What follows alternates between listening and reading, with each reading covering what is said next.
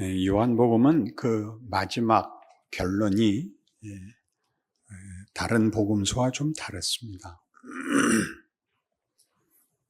다른 복음서는 예수님의 죽음과 부활이 그 절정을 이루면서 그것이 가지는 권세와 우리들의 책임이 이렇게 부각되는 그 격려와 선포가 결론을 이루는데, 요한복음은 세 제자와의 대화로 마무리가 됩니다. 도마, 베드로, 사도 요한, 그 세 사람인데, 도마 때는 이제 예수를 보고 믿는 자보다 보지 못하고 믿는 자들이 더 크다라는 말씀을 하시므로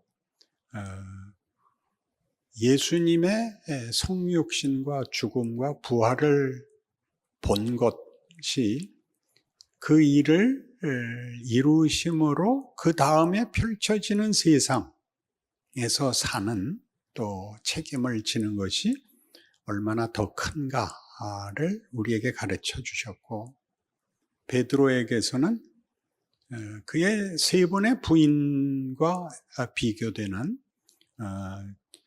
질문들, 네가 나를 사랑하느냐에 반복되는 질문과 내 양을 먹이라, 내 양을 치라 라는 우리 보통 듣는 이해하는 말로 베드로의 사도권이 회복되고 그의 남은 삶이 사도로서의 커다란 임무를 허락받았다, 이렇게 이해하고 있습니다.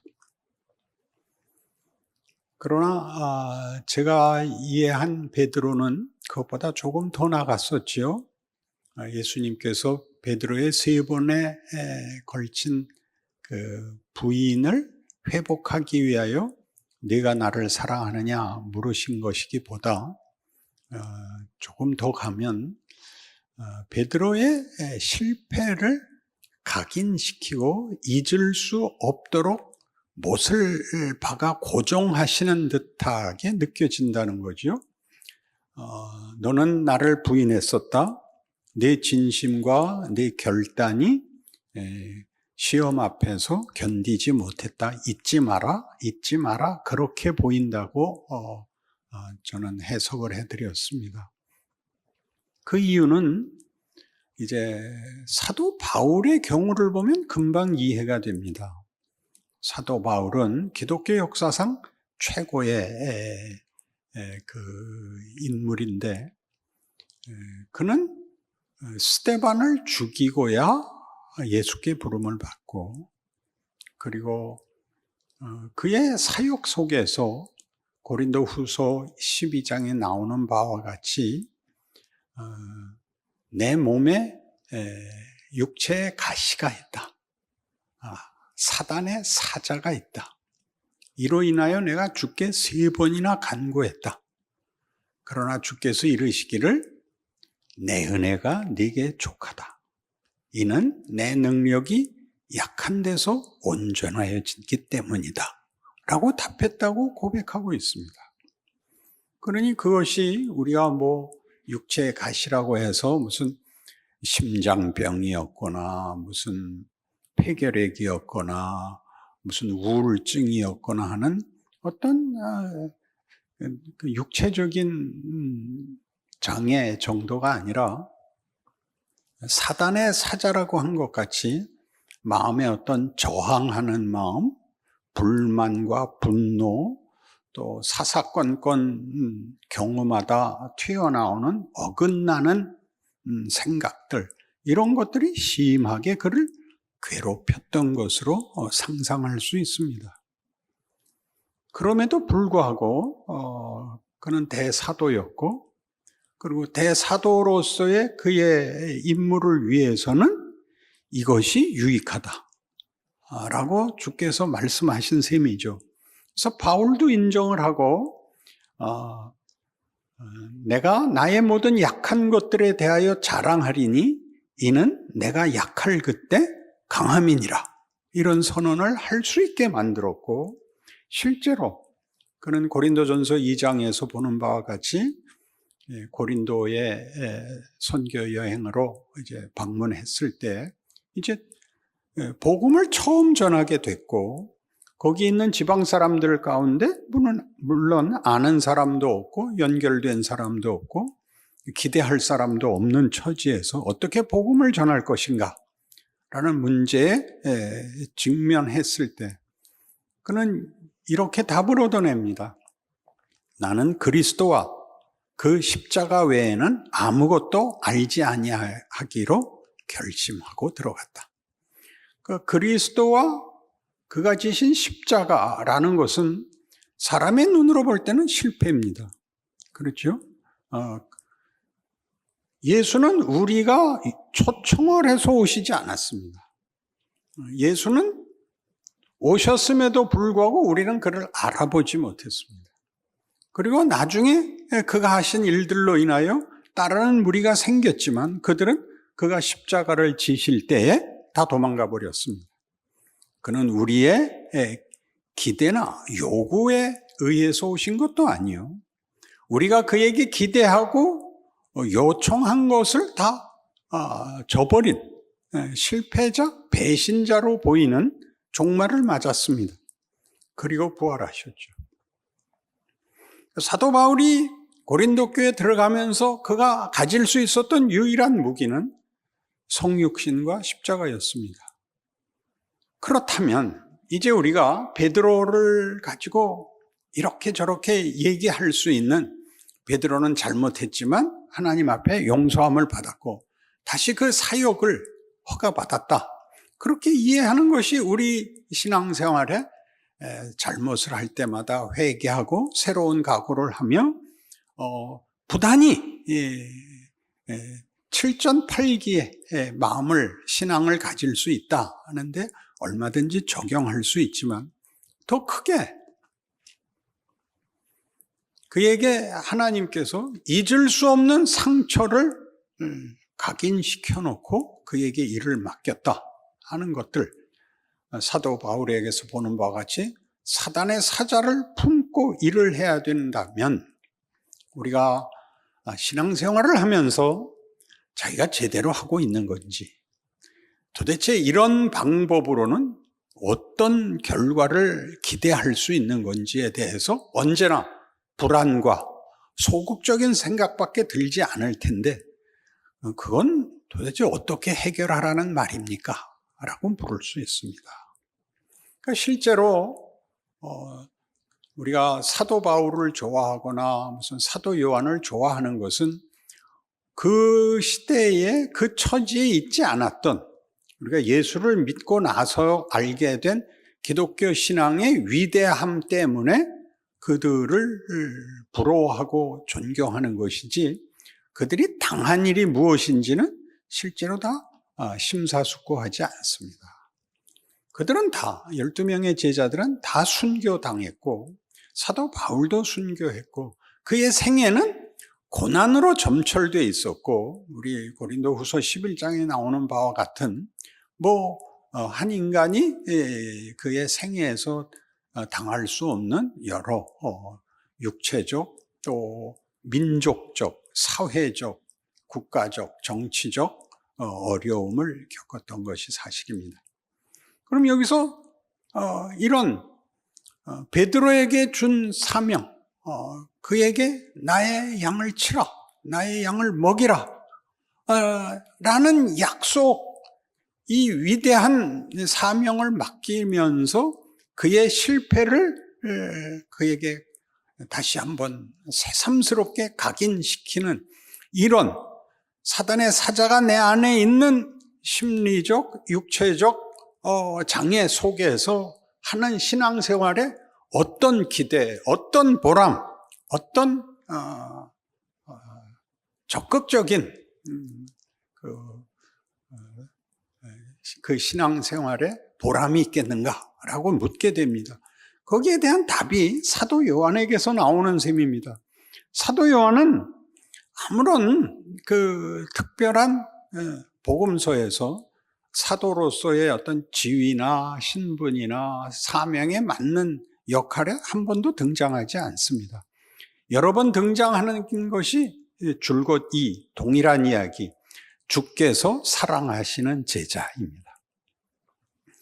그는 사도들 중에 제일 어린 자였고, 그래서 예수님이 이 골고다에서 그 십자가형에 처형될 때 성인 남자들은 못 들어오게 해서 여자들과 어린이들만 들어갈 수 있었는데, 그때 사도 요한은 아마 어려서 십자가까지 갈 수 있었던 것으로 추측이 됩니다. 예수님께서 어머니를 부탁하시고 요한에게 내 어미라, 네가 돌보아라 해서 요한이 한 일이라고는 그 마리아를 이제 평생 아마 그 모셨을 것으로 추측이 됩니다. 그게 다입니다. 그런 사도 요한을 언제나 주께서 사랑하시는 제자로 언급하는 것은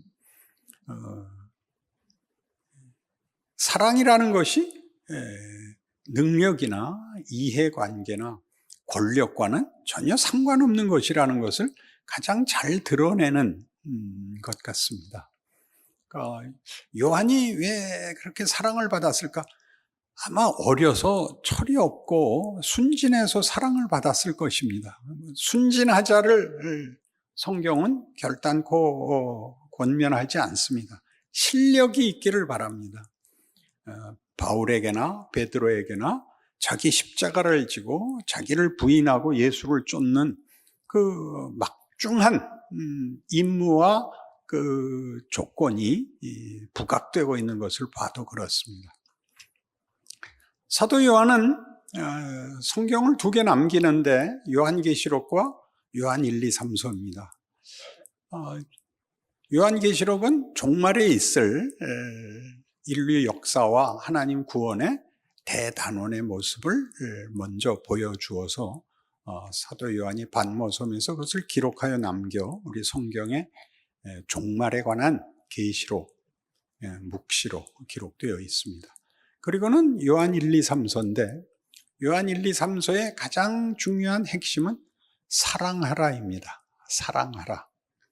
사랑을 이렇게 표현합니다. 하나님은 사랑이시다. 이렇게 표현하고 사랑엔 거짓이 없다.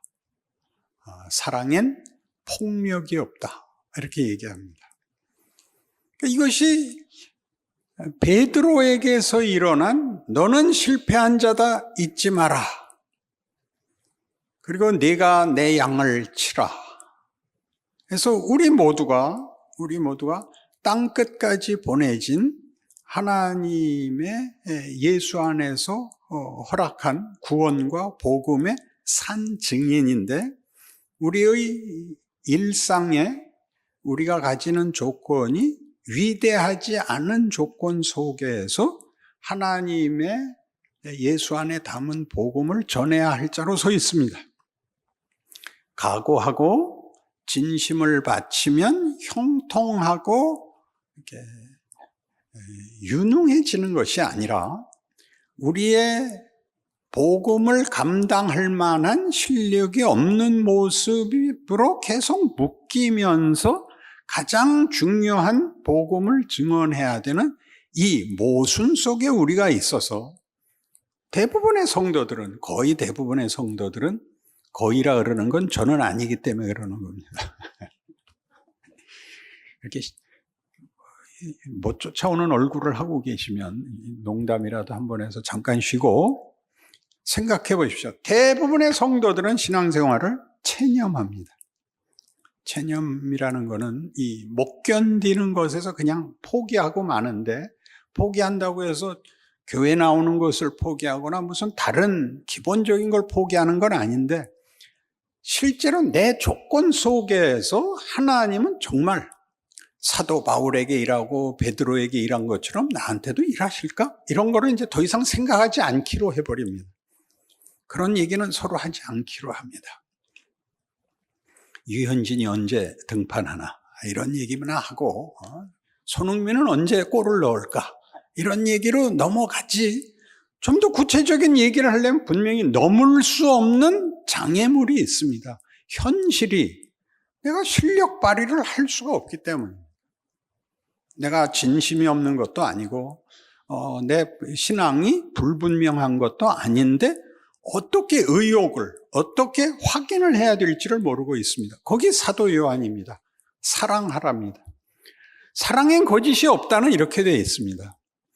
하나님은 사랑이신데 하나님을 믿는다면 내 형제를 사랑해야 된다. 근데 보이는 형제도 못 사랑하는 주제에 하나님을 사랑한다는 건 거짓말이다. 이렇게 되는 겁니다. 이거 어렵죠.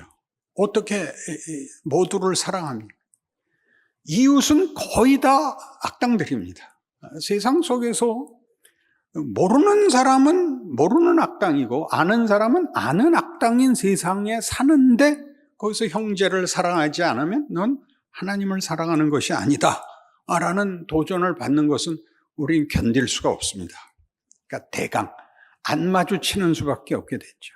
그러니까 적극적인 사명을 수행하지 못하면 그 마음에 자신감이 없죠. 그러니까 도망가는 일이 계속된 도망감과 변명을 이렇게 우리에게 당연한 것으로 받아들이게 됩니다. 여기 중요한 그 이해가 있습니다. 사랑은 그렇게 처음부터 그렇게 어마어마하게 하는 게 아닙니다. 고린도전서 13장에 나오는 대로 사랑은 일단 참는 겁니다. 여러분이 이미 하고 있는 겁니다. 모든 왼수와 다 싸울 수는 없습니다. 참을 수밖에 없습니다. 그건 사랑입니다. 근데 그걸 내가 저걸 언젠간 한번 죽여버릴 거야 라고 참는 거랑 이게 참는 게 사랑이래, 그렇게 얘기하는 건 얘기가 다릅니다. 이렇게 가야 어디를 갈 수 있냐면 정말 사랑으로 가죠. 계속되는 사랑에 대한 설명이 뭐였죠? 사랑은 성내지 않고, 사랑은 무례히 행치 않고, 이기적이지 않고, 그리고 아주 중요하게 미래적으로 이렇게 얘기합니다. 모든 것을 믿고 바라고 견디는 것. 굉장하죠? 왜 그러라는 거예요? 하나님이 그 아들을 주셨으니까. 예수는 그를 찌른 자들을 위하여 죽는 겁니다. 믿은 자들을 위하여 죽는 게 아니라 안 믿고 배신하고 분노하여 그에게 폭력을 행사한 자들을 위하여 죽은 이입니다. 우리는 종종 우리는 안 그런다 그럽니다. 우리의 선조들이 그랬고 우리도 그렇습니다. 우리가 우리의 인생을 살면서 세상의 도전과 시험 앞에서 우리의 분노는 다 하나님 왜 보복하지 말라 그러고 왜 권력을 주지 않고 그리고 사랑하고 지고 손해보라 그러십니까가 우리가 분노하는 겁니다. 여길 넘어서기 위해서 애를 써야 됩니다. 왜 애를 써야 되냐 하면 우리는 적극적인 대로 가기 위해서 노력하지 않으면, 즉 가장 기본적인 문제, 보복하거나 폭력을 행사하지 않는 것으로 출발을 해야 적극적인 것, 사랑이 가지는 관계, 기쁨, 소망, 감사, 찬송의 자리를 갈 수 있습니다. 근데 처음에서 다 무너져 버린 거죠. 그러니 성경이 어떻게 얘기하는가 한번 생각해 보세요. 예수님이 가시는 곳마다 무리들이 쫓아왔습니다. 그러니까 애들도 당연히 왔죠.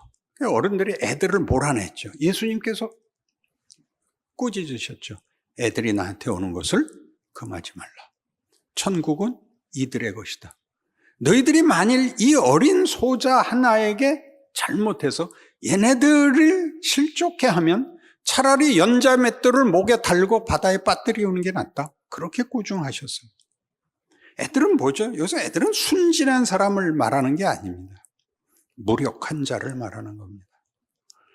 세상에서 세상 사람들이 폭력을 쓰고 거짓말을 하고 시비를 걸고 하는 모든 일에 대하여 우리가 가져야 하는 첫 번째 생각은 우리가 이 세상에 몸담고 사는 이상 정치적, 사회적, 도덕적, 이해관계적 차원을 벗어날 수는 없습니다. 그러나 상대가 비참한 존재라는 것을 이해해야 됩니다. 그 방법밖에 살 방법이 없는 자들입니다. 거기에서 한 발 이기셔야 됩니다. 나도 똑같이 굴 수는 없다. 이것이 우리가 예수를 믿는 가장 큰 이유입니다. 예수께서 다 아시고 우리의 결론을, 우리의 결과를 당신이 십자가 안에서 해결하셨다는 것을 기억해야 됩니다. 써먹기 어렵습니다.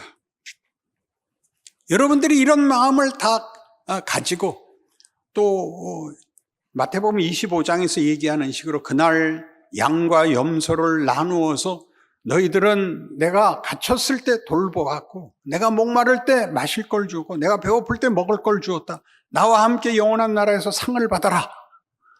우리가 언제 그랬습니까? 이 어린 소자 하나에게, 작은 자 하나에게 한 선행이 내게 한 것이다. 굉장하죠? 거꾸로가 또 나오죠. 너희들은 안 했다. 우리가 언제 예수님 헐벗은 것이나 예수님 굶는 것이나 목마른 것을 보고 모른 척 했습니까? 이 작은 자 하나, 이해관계에서 상관없는 자, 이해관계에서 적대적인 자, 예수께서 자기를 찌르는 자들을 포함하여, 자기를 못 박는 자들을 포함하여 피를 흘리시고 구원을 이루시는 것처럼 우리에게 그 사명을 맡깁니다. 여기를 못 오면 우리는 체념하고 살 수밖에 없습니다. 바울이나 베드로의 위대한 점이 있다면 그들에게 주어진 그 장애를 안고 사역을 했다는 사실이죠. 여러분들이 지금 요구하는 건 뭐겠습니까? 남에게 비난받지 않고 남에게 굽실 필요 없고 남보다 더 큰 권력을 가지고 양보하는 것 아닙니까? 근데 양보는 가지고는 양보가 안 됩니다. 가지지 않고 양보를 해야 되는데 그럴 수 있는 건 우리밖에 없다. 그게 너희들이 빛이고 소금인